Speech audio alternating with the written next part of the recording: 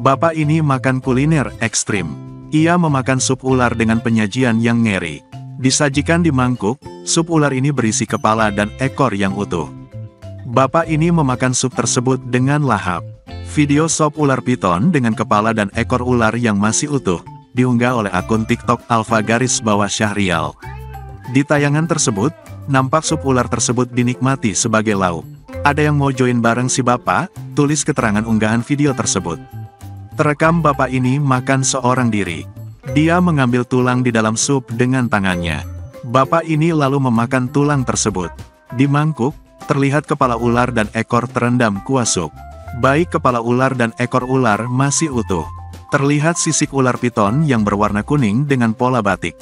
Bapak ini menikmati sajian sup ular ini di pinggiran jalan. Bapak yang telah berusia senja ini nampak menikmati dengan santai lauk ular tersebut.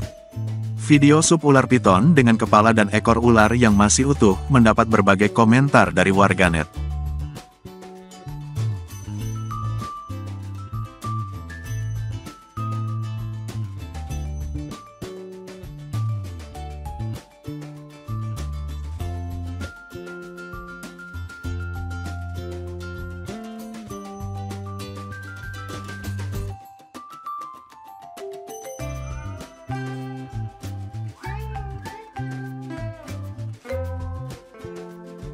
Terima kasih sudah nonton.